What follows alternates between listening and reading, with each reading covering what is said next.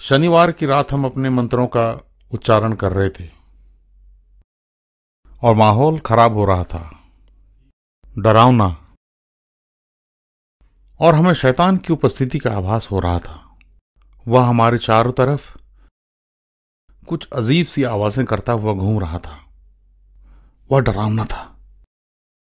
और तब आत्मा ने मेरे उस दोस्त के द्वारा मुझसे बातें करना शुरू किया जो भाव समाधि में था। उसने कहा कि वो लिंगा सियरा है, और मैंने पूछा ये लिंगा सियरा है क्या? और वो पास के कब्रिस्तान में अभी अभी मरा हुआ एक व्यक्ति था। हम उसे अंदर ले आए थे।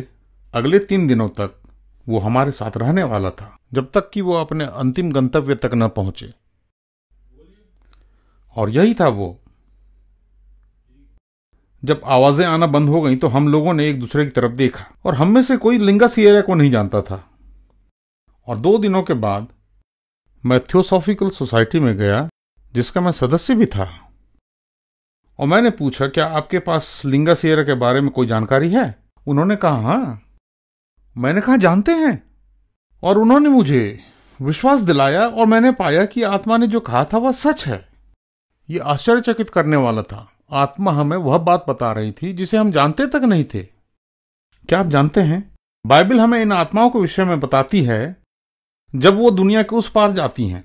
लूका 16 में यीशु मसीह एक धनवान व्यक्ति के विषय में बताते हैं जो अधोलोक की यंत्रणाओं से गुजर रहा था, और यही बात इस आत्मा के साथ भी थी। वह धनवान व्यक्ति जो अधोलोक की यातनाओं में था, ऊपर की तरफ देख रहा था, और ऐसा लग रहा था कि इब्राहिम उनसे बातें कर रहे थे और उनसे कह रहे थे कि जैसा तुम्हारा जीवन था उसके अनुसार तुम्हें फल मिल रहा है। और उसने कहा उस स्वर्ग पहुंचे भिखारी को मेरे पास भेज दो जो मुझे थोड़ी शांति दे सके। और इब्राहिम ने कहा नहीं, तुम जो वहां हो तुम यहां नहीं आ सकते, और हम जो यहां हैं तुम्हारे पास नहीं आ सकते। अब सब खत्म हो चुका है, तुम्हारा जीवन खत्म हो चुका है। दूसरे शब्दों में, क्योंकि तुम्हारा जीवन शैतानी था इसलिए तुम नर्क में जा रहे हो। क्या आपने कभी एक पल ठहर कर सोचा है कि आपके जीवन में किसका नियंत्रण है? अभी आप किस प्रकार का जीवन जी रहे हैं? क्या यह गाली गलौज से भरपूर है? क्या आपके नाजायज संबंध हैं? क्या आपको परवाह नहीं? और यदि आप प्रकाशित वाक्य 22-13 को पढ़ेंगे तो यीशु मसीह बताते हैं कि कौन स्वर्ग जाएगा और कौन नहीं। तो क्या आपको चिंता है कि आप कहां जा रहे हैं? या क्या आप मृत्यु के समय भयभीत होंगे, उस आत्मा के समान जिससे मेरा सामना हुआ था? या फिर आप स्वर्ग पहुंचे भिखारी लाजर के समान स्वर्ग में जाना चाहेंगे? आप निश्चित कर लें कि आप कहां जाना चाहते हैं।